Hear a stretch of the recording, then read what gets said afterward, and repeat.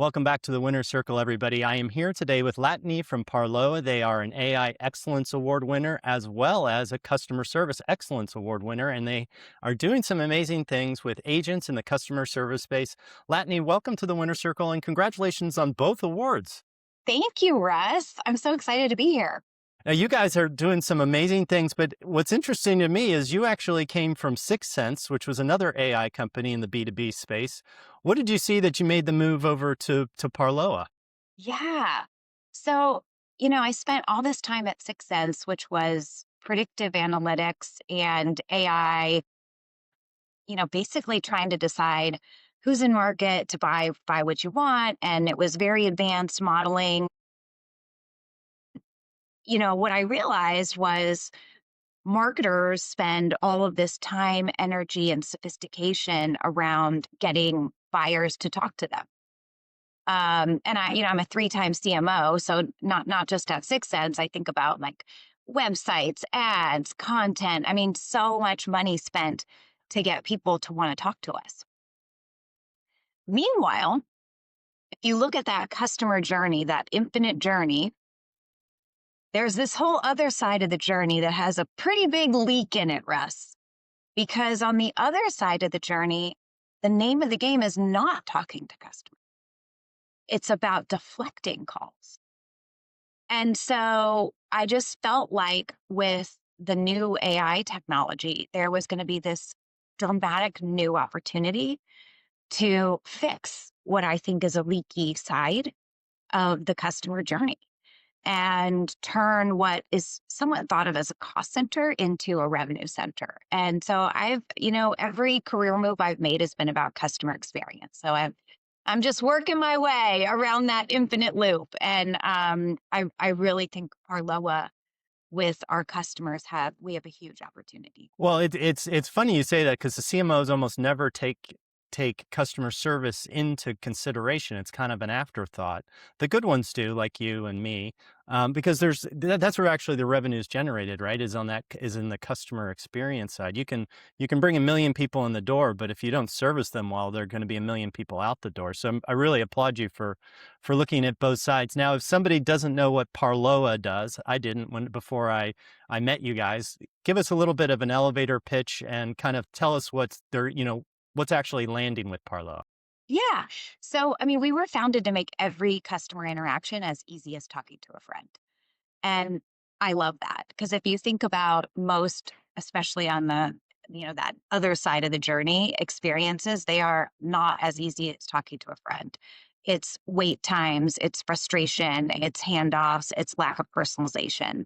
And we're able to now completely reimagine that with AI.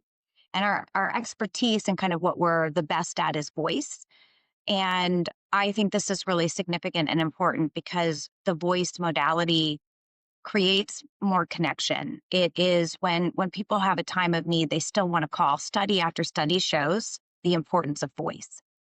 And I think a lot of times people have gone to like chat and, email and FAQs thinking that they are servicing the customer, but it's really just kind of a flat, humanless experience. It's not making a connection. And at Parloa, we can completely change that. I mean, we can literally have a conversation with every single of your customers all the time in any language. So to me, that is the future. It's being there for your customers in their time of need. Again, 24/7, 365, in any language, personalized conversations, as easy as talking to a friend. That's what you would expect of a friend. So And I love the human to human or that kind of voice channel. I've spent my career in voice or a lot of it. Um, what I see though is a lot of AI companies are coming out with products that basically bash, your call or your text into a big LLM and maybe some data behind it. You guys are doing something different. Walk us through kind of how it's different than just kind of having an LLM listen to a call. yeah, so I mean, we literally become the front door.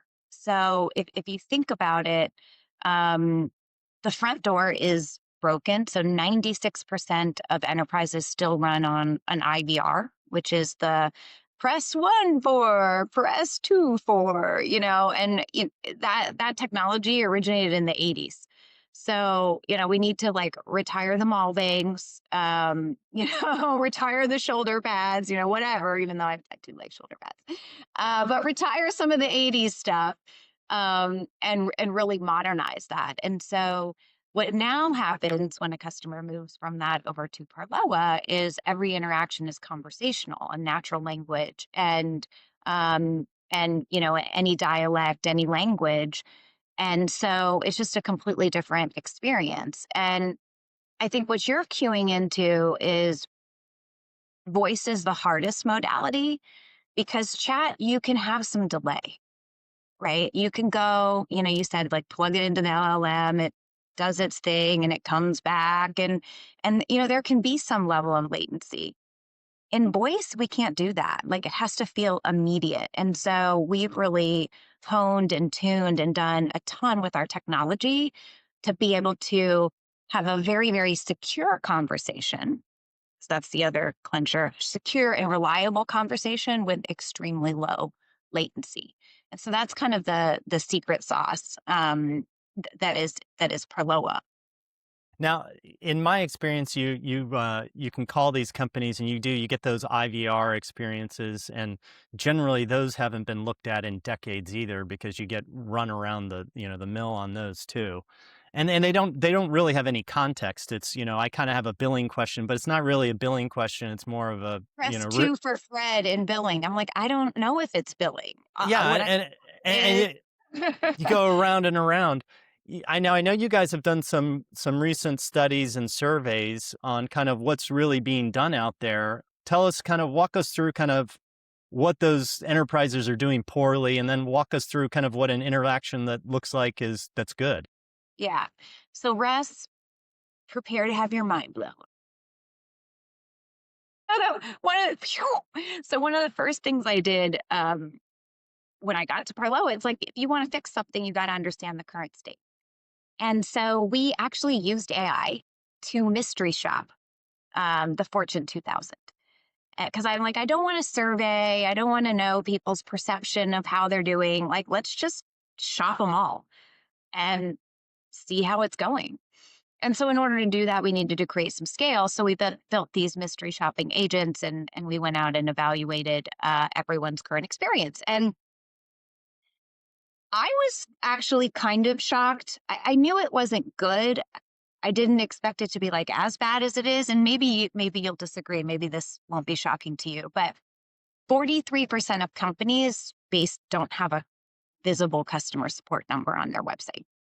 So again, that tells me, I'm like, gosh, my life's work has been getting customers to want to talk to me. I mean, even market research I've spent tons of money on, and we don't even want people to call at all. Like, that's such a huge opportunity. I think you mentioned chat before, and I mean, the chats are just not really serving a purpose at all. We found that only 8% resolved the mystery shoppers, issue or whatever. And we weren't like blowing minds with our issues. It was usually like basic FAQ stuff that we were asking.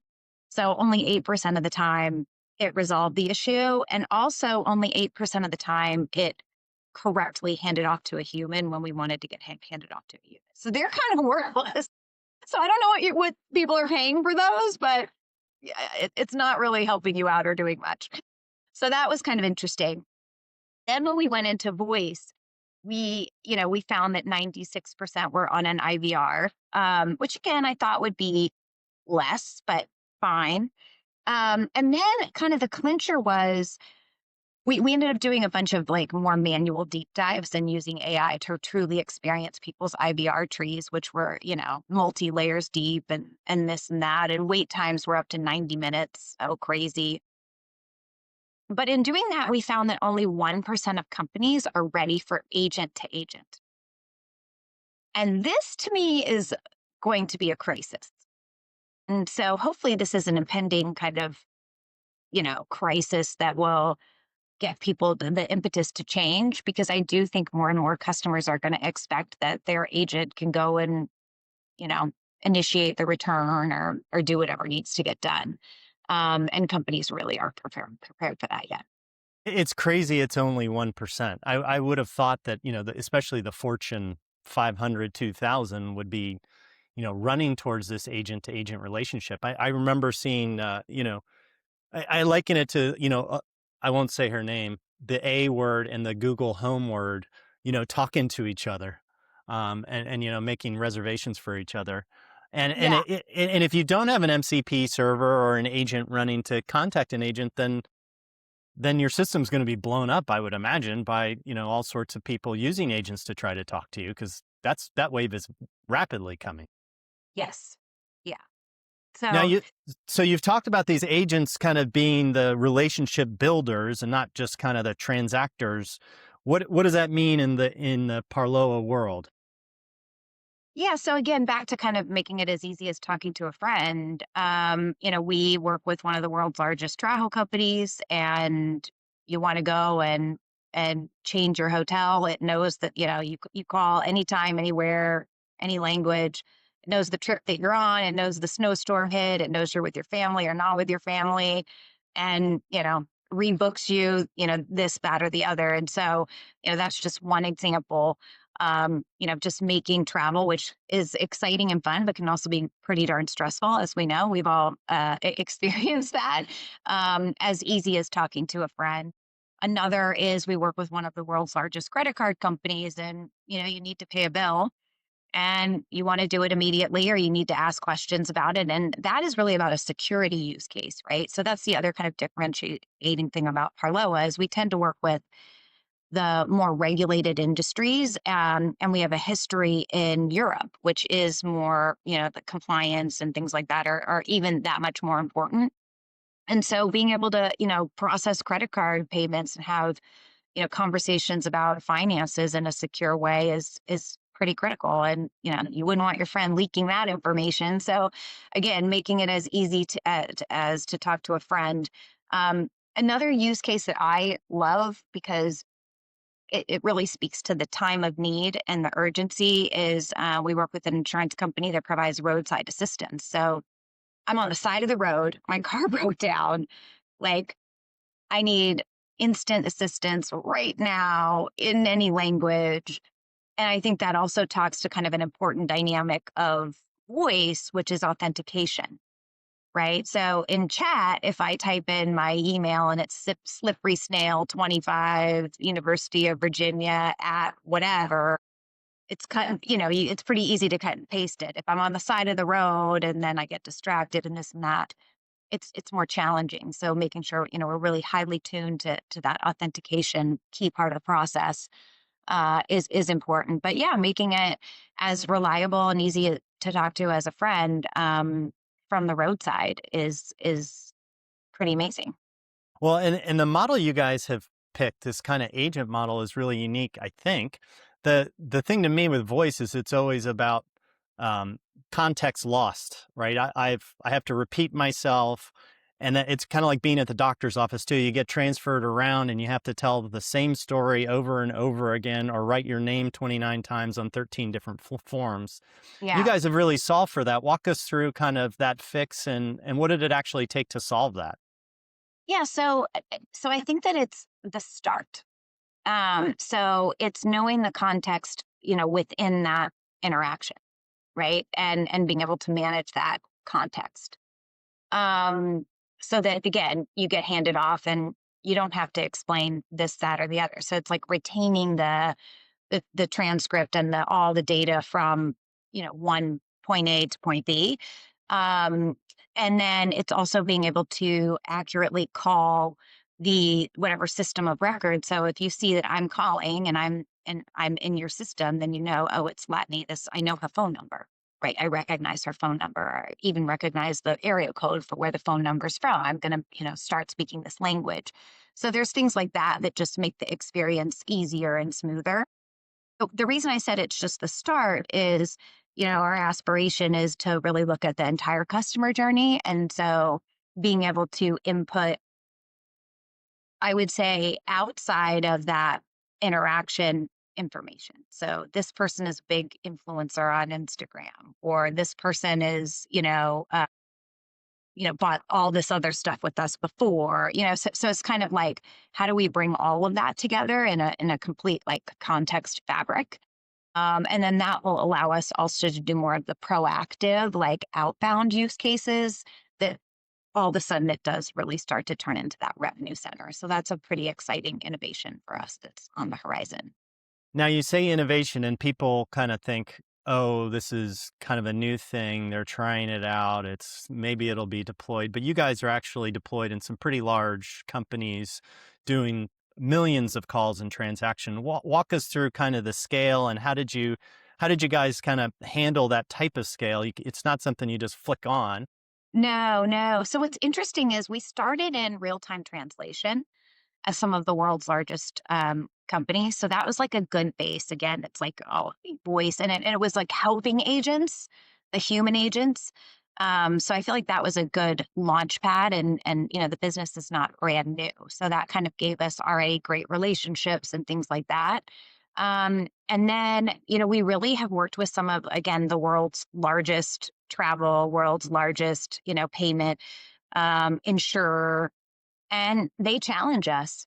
Yeah, I mean, they really do. And so, like, it's interesting. One of the things that we do is we really co-develop with our customers. So the conversational platform that I talked about with that low latency and natural languages and Bargid and all that, that was co-developed with one of the world's largest global software providers. And so we just launched another feature that's really around making it very easy for an agent builder to be able to create new agents. So let's say a snowstorm hits the Northeast, and all of a sudden, every agent needs to be updated, or, the Northeast agents need to be updated or whatever. We essentially built almost like a fabric or a DNA that keeps all of the agents on the same page, so you could easily update one agent and it propagates to all of them, because agent thrift is another problem. Like if you create this one and that one and whatever, and then all of a sudden they're not in sync. um, and that was because of, we work with a company that's like, hey, if something happens, I need to be able to make an adjustment within minutes, and your platform needs to be that easy to use and really made for the customer experience organization, not an IT project, because a lot of the AI initiatives are kind of like big IT science experiments, and we're out there actually doing this. So those are just a couple examples. Well, and you're doing it quickly. It never ceases to amaze me at how fast we can do things now with AI. If, you know, from the easiest, write me an email to, review my database and pull in whatever information. It happens so quickly where we used to have to go, you'd probably have to write it up, write a request for IT to do this type of thing. They'd have to build a database. Then, Yeah. it was months of work to do stuff like that. And now you guys are turning these projects around in weeks. Walk us through kind of maybe a customer win that where you kind of didn't believe you could do it so fast. One comes to mind. Yeah, I mean, so the key is actually in the sales. I think the sales cycle being very consultative. So one of the major things that we do in the sales cycle is we've actually built our own proprietary system that helps prioritize use cases, right? So in picking the right use case to start, and being able to really sequence that in the right way is absolutely critical. And there's sort of a secret sauce to not picking something that's so easy that it's kind of lame and doesn't show value, and not picking something that's so hard that it's like, way out there. And so, one of the things that we do is we just work with the customer on, okay, use case sequencing. We have a great partner. We do some of our own deployments, but we also have a great partner ecosystem that have done this over and over and over again. And so, being able to stand a huge customer up in 60 days, we didn't think we are going to be able to do that, but actually they just went live and, sent them the cupcakes. So that was a really kind of great win. Our average time to go live is about 90 days, which I think in an enterprise environment is absolutely, like if I told you It's weeks, I'd be insane. like, that's weird, right? So I feel like it's a fast turnaround for that, but that's again because um, we really lock onto the use case. We've also done a lot of work around like pre-built integrations and pre-built skills. So we have this whole layer of skills that we've built that customers can reuse. So an authentication skill, a routing skill, those are things that every customer is going to need, and they're going to have to be a little different. But we've kind of built the base of it for people.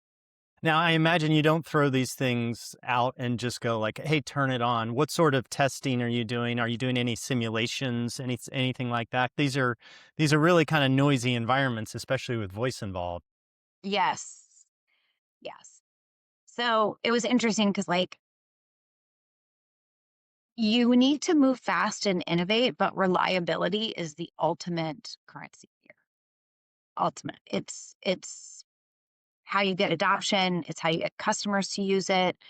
And so we're always thinking about reliability and reliability in the lens of like a customer, using the agent. And so uh, there's things that we do in the agent build, best practices, actually taking a really, really long prompt and breaking it up into small tasks. So I like to joke that an AI agent is a lot like my husband. If I give him 5 things, maybe he does one. Maybe. And if he does 2 or 3, they're probably wrong. Just forget about it. So, one of the things that we do is we take that long prompt and develop like mini helper agents that make sure that, the agent does exactly what it's supposed to do and does all 5 things. So there's a bunch of things in the build phase that help with reliability. But then, you know, just like you wouldn't take a human agent and before training them and practicing with them, throw them out, to make like answer calls. You don't do that with an AI agent. And the cool thing is you can simulate like thousands of conversations, right? I mean, we can create a, angry Polish customer and a happy Italian customer and, every edge case and everything in between. And that significantly increases reliability and getting agents ready for prime time. So that is kind of the second step in our agent life cycle is the simulations part. Now, you guys keep iterating on this product, improving it, improving it, improving it. How are you dealing with the flood of startups and that have this kind of AI wrapper around them, coming and probing at your customers, going, "Hey, we can do that piece better. We can do that piece better." It comes down to reliability, and I'm like, hey, put us to the test. Like, let's test authentication. Let's test, tool calling on their voice agents. Let's test latency in a production environment. Um, I joke that like voice is so sexy to demo, especially if you're doing like some of the lightning fast models, right? And I joke it's like Matthew McConaughey, like, all right, all right, all right, and he's joking and this and that. And then like you put it in production and it's like Jack Black. What the hell happened? So I think it's just making sure that customers understand, like, you don't want Jack Black. So the things you need to test are authentication. You need to test tool calling accuracy. You need to test latency, but latency like in production because it's easy to have a demo that sounds like Matthew McConaughey. Well, he's one of the most, I think, sampled people in the world. But I think I need to call more. I need to call that Fortune 2000 and see if anybody's putting in the McConaughey voice. Yeah, yeah. I think he just patented his voice or something. He was one of the first to either. You should because it's a very recognizable voice. Yeah, I think he did. It was either either a patent or a trademark on his voice, and I think it was him and another actor. Now we're entering this world, and you guys are helping. Where we're getting to this kind of agent to agent interaction, which scares me a little bit.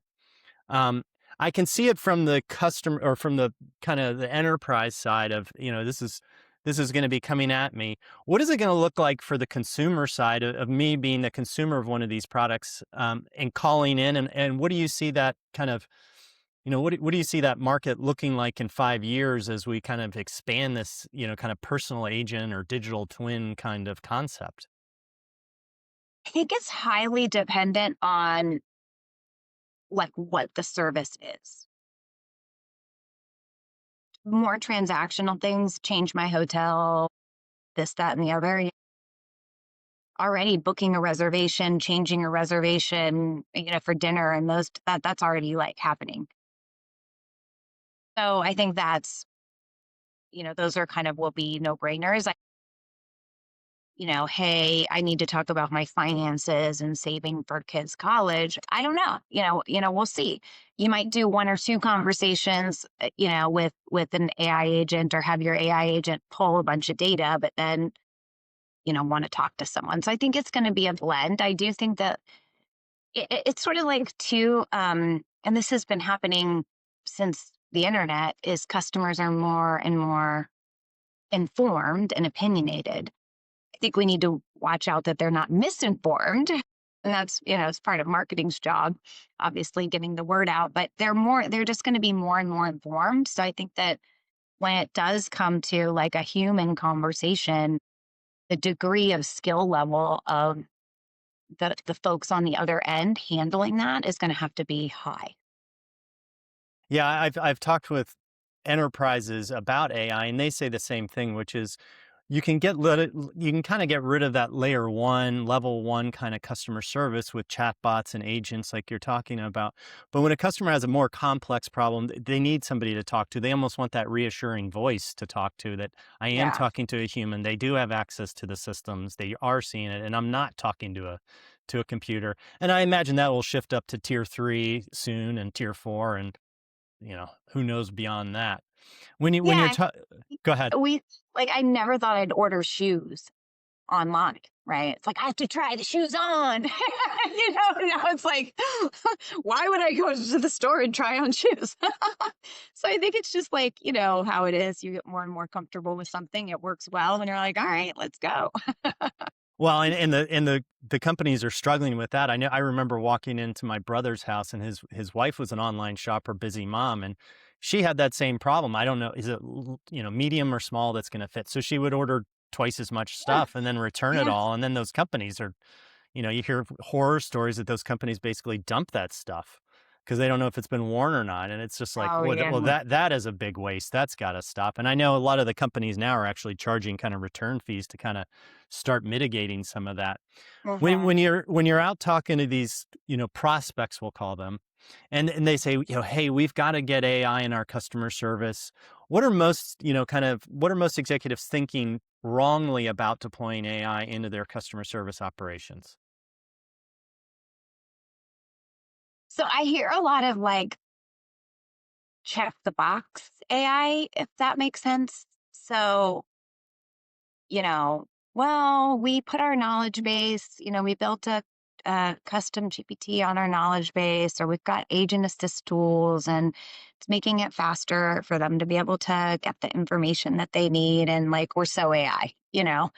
Um, and so that's kind of like, all right, we'll see how that goes. So I think it's like, and I get feeling more and more comfortable in it. And I think we should, obviously give our human workforce all the help in the world. Um, but I think you really do have to reimagine.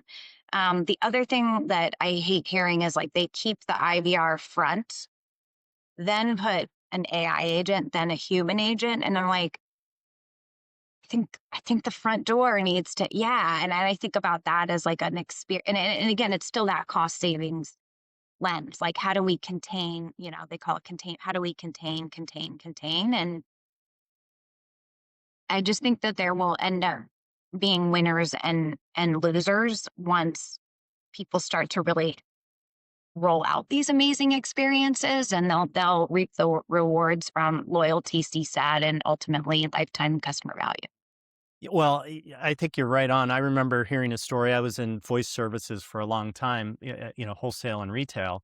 And we would always hear, and I don't know if it was ever true or not, but we would hear that if a customer called in and had a good experience with customer service, that their loyalty was actually longer than if they had not called.